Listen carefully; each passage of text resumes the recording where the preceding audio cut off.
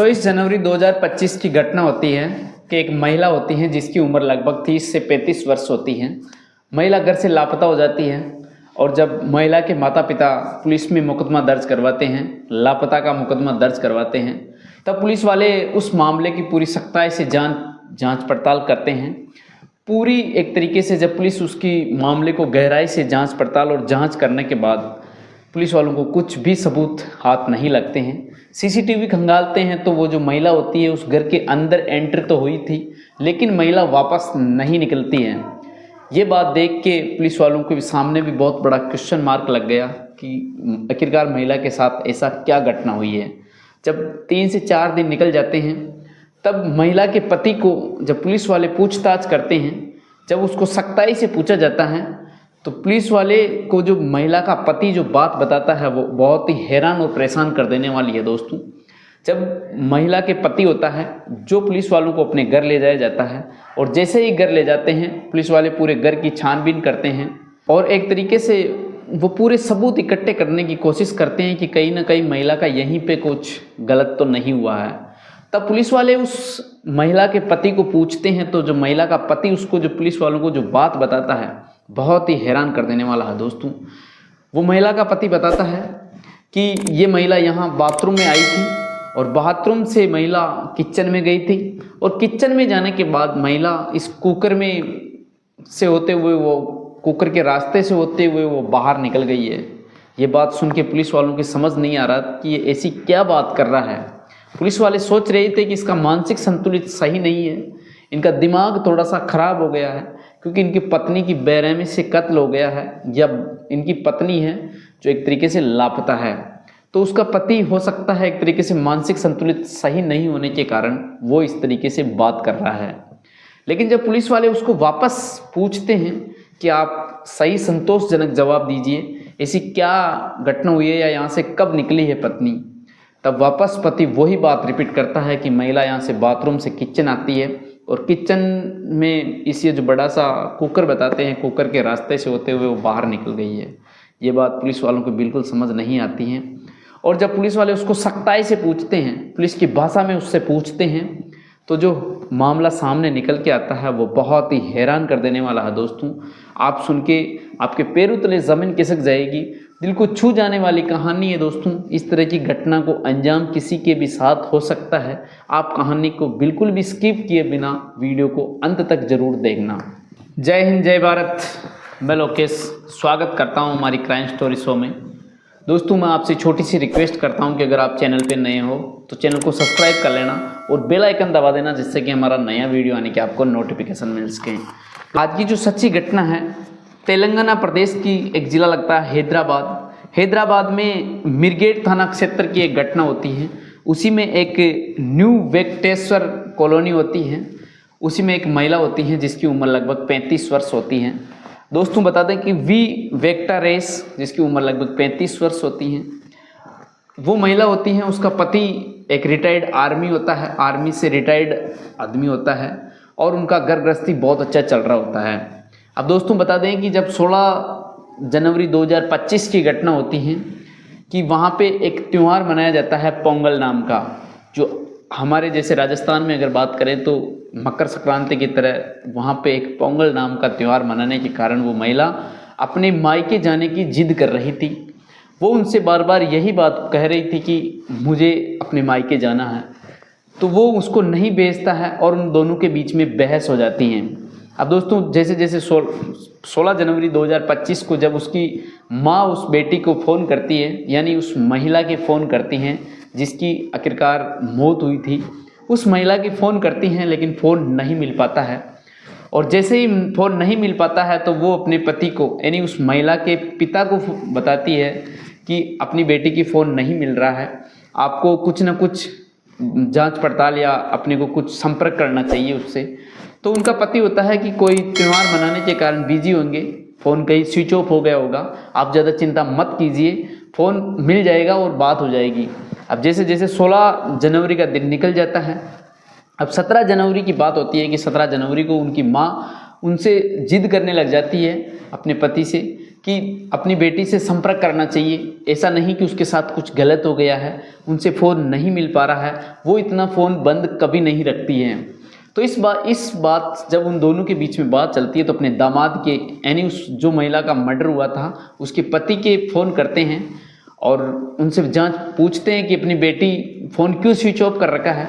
तो वो बताता है कि यहीं कहीं थी, पहले फ़ोन स्विच ऑफ हो गया होगा और अपने बेटा जो बच्चा बच्ची हैं वो उनकी मौसी के चले गए हैं, इस कारण से फ़ोन नहीं मिल पा रहा होगा, आप चिंता मत कीजिए। तो जब महिला निकलती है, यानी 17 जनवरी का भी दिन निकल जाता है। इस बीच 18 जनवरी को उनकी माँ को सोचती है, दोनों माता पिता सोचते हैं उस महिला के कि अपने को वहाँ चलना चाहिए और उनकी एक तरीके से हाल चाल लेना चाहिए कि 3 दिन निकल गए हैं और अपने जो त्यौहार है उस पर वो आने के लिए बोल रही थी और क्यों नहीं आई है। तो उनके जो दामाद है जो फौजी था वो उसके बात करते हैं, लेकिन वो संतोषजनक जवाब नहीं देने के कारण दोनों माता पिता उनके घर पहुंच जाते हैं दामाद के, और वहां आके देखते हैं तो जो उनका दामाद होता है वो पूरे घर को क्लीन कर देता है, साफ सुथरा रखा था। और जैसे ही घर आते हैं तो उस दामाद को पूछते हैं कि आखिरकार हमारी बेटी कहाँ गई है। तो दोस्तों बता दें कि अब वो दामाद बताता है कि जो अपनी बेटा और बेटी तो जो मौसी के चले गए हैं, वो भी हो सकती है उसी के साथ चले गए होंगे या कहीं बाजार गए होंगे, वापस आ जाएंगे, आप कुछ देर बैठिए। लेकिन जब मामला उनको कुछ शक सा नज़र लगता है, कुछ उनको गलतफहमी लगने लग जाती है, उन पे शक होने लगता है, तो वो जब ये बात सारी चीज़ नहीं समझने के कारण और संतोषजनक जवाब नहीं देने के कारण अपने ही दामाद को पुलिस थाने ले जाते हैं। पास ही का थाना होता है जिसको बोल सकते हैं कि मिरगेट थाना होता है, जो उन्हीं के इलाके में जो मिरगेट थाना लगता है, वहाँ पे अपने दामाद और जो दोनों सास ससुर यानी उस महिला के माता पिता और उस महिला का पति तीनों मिलके थाने जाते हैं और एफआईआर मुकदमा दर्ज करवाते हैं गुमशुदगी का कि हमारी जो महिला है वो घर से निकल गई है, पता नहीं कहाँ पे गई है। तो जब 17 जनवरी का दिन भी निकल जाता है, 18 जनवरी को भी पूरी पुलिस सोचते हैं कि कहीं आसपास में गई होगी, आप आ जाई होगी। तो मामला 19 जनवरी 2025 को मामला मुकदमा दर्ज करते हैं, और जब मामला मुकदमा दर्ज करते हैं पुलिस उसकी कॉल ट्रेस करते हैं, तो कॉल ट्रेस में वो वहीं पे घर पे ही फ़ोन मिलता था उसका, यानी लास्ट कॉल लास्ट कंडीशन में उस महिला का फ़ोन घर पे ही आता है। तो जब पुलिस वाले उसके सीसीटीवी खंगालते हैं आसपास, तो महिला घर से बाहर नहीं निकली थी, वो महिला उसी घर के अंदर होती है। यानी सभी को ऐसा लग रहा था कि महिला घर के अंदर ही है। तो सारी जगह पे आसपास के टोल और सब चीज़ को आसपास पूछते हैं उनके रिश्तेदार और सबको जांच पड़ताल करते हैं, लेकिन महिला कहीं नहीं गई थी, महिला सिर्फ उसी घर के अंदर थी। तो जब उस महिला के पति के ऊपर ही शक होता है पुलिस वालों को, क्योंकि एक बता दें कि जो महिला का पति होता है जो रिटायर्ड आर्मी की सेवा दे के आया था, यानी वो 17 साल तक इंडियन आर्मी में रह चुका था, इस कारण से पुलिस भी उसकी इज्जत कर रहे थे, उसको गलत तरीके से बर्ताव नहीं कर रही थी। और वो भी DRO डिपार्टमेंट में एक तरीके से सिक्योरिटी गार्ड के पद पे तैनात था। इस कारण से जो वो जो डिपार्टमेंट होता है, जो इंडिया यानी भारत का बहुत अच्छा डिपार्टमेंट है, इस कारण से उस पति का भी एक तरीके से वो सख्ताई से नहीं पूछ रहे थे, उस पर गलत फहमी नहीं आ रही थी। लेकिन जब पुलिस वालों को कुछ भी सबूत बाहर नहीं निकलते हैं, सारी जगह से यही लग रहा था कि महिला घर के अंदर ही है। तो जब वो पुलिस वाले उसको अपने ही पति को, यानी उस महिला जिसका मौत हुई थी उसके पति को, यानी रिटायर्ड आर्मी से था, उसको पूछते हैं, जांच पड़ताल करते हैं, तो वो जो जवाब पुलिस वालों के सामने नहीं टिक पाता है कुछ देर तक, और एक भी जवाब सही नहीं दे पाता है। पहले वो बताता है कि किसी मौसी के साथ गई है, दूसरी बार बताता है कि वो मायके हमारे यहाँ से निकल गई है, और तीसरी बात बताता है कि उसकी एक दोस्त है उसके पास चली गई होगी। ये बात सुन के पुलिस वालों के दिमाग और दिल में नहीं उतरने के कारण उस जो रिटायर्ड आर्मी से जो उस महिला का पति होता है उससे वो सख्ताई से पूछते हैं और अपने ही घर उसको ले जाया जाता है अपने साथ। और जब घर पे ले जाया जाता है तब वो बताता है कि जो महिला है यहाँ से बाथरूम से किचन आई थी, और किचन से होते हुए जो एक तरीके से बहुत बड़ा कुकर होता है लगभग 5-7 किलो का, यानी 10 किलो का कुकर था, उसके रास्ते से होते हुए वो बाहर निकल गई है।